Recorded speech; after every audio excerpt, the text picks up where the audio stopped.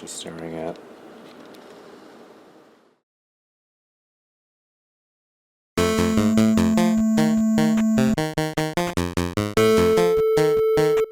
Roadblasters, released in 1989 for the Nintendo Entertainment System courtesy of Mindscape, Tengen, and Beam Software, based on the 1987 Williams arcade game of the same name, has you driving a car and blowing up other cars with your guns and other assorted weapons, all the while avoiding other enemies and hazards as you make your way to the end of the track before your fuel supply runs out.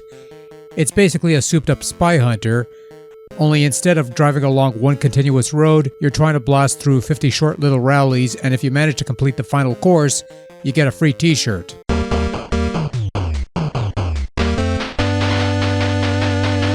Well, that's unfortunate, but whatever. It's to be expected from a game that was made, 20, 30 years ago or something. Anyway, you're driving along the road. Things come at you, you shoot them or avoid them unless you want to explode into a flaming pile of debris, which will slow you down a bit. You can acquire occasional gadgets that a chopper will drop for additional firepower or other benefits that will either run out or be lost in the flames if you crash, as well as collect green balls or red balls along the way and crossing the midway point to refuel your vehicle, which is important because if you run out of fuel, you lose a life and are forced to redo the track. And if you run out of lives, it's game over.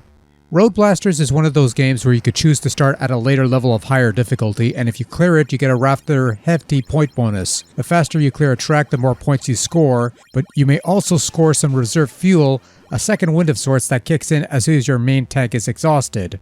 Roadblasters is a port of an arcade title, and much like most titles around this time, is a generally straightforward game with very few twists, but lots of sharp turning.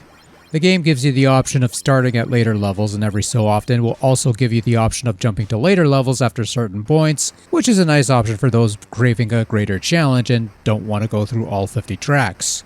New threats pop up the further you progress, and while you'll run into fuel balls along the road, some of these are dropped by enemies when they are destroyed, and some even decide to be somewhat elusive, making it more difficult to claim.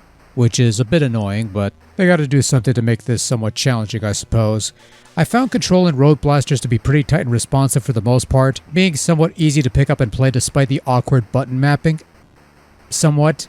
You accelerate and decelerate by pressing up and down on the D-pad, leaving the A and B buttons to fire your weapons, which is the best they could have done with the limited buttons of the NES gamepad. For what it's worth, this is a fairly decent conversion of the arcade game.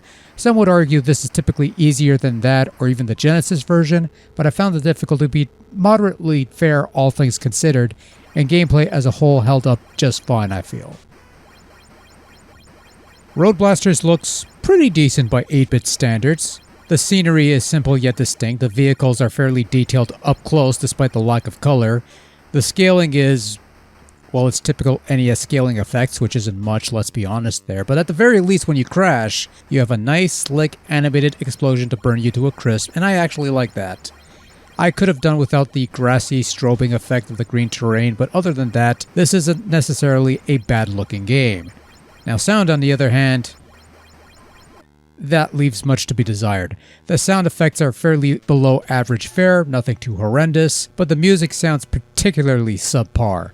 Does it match the arcade tracks? Somewhat, yeah, but the instrumentation is what kills it, and honestly, the melodies themselves sound less than inspired. Not good. Overall, Roadblasters on the NES is a fun little arcade port of a fun little arcade driving game. Obviously not the best port of the game out there, outside of full-blown emulation, and going by what I know, the Genesis version is probably your best bet for a more solid conversion. The extra bits help, but this 8-bit iteration ain't too shabby either. Fun times, plays well, sounds kinda rubbish, but all in all, not bad. Not bad at all.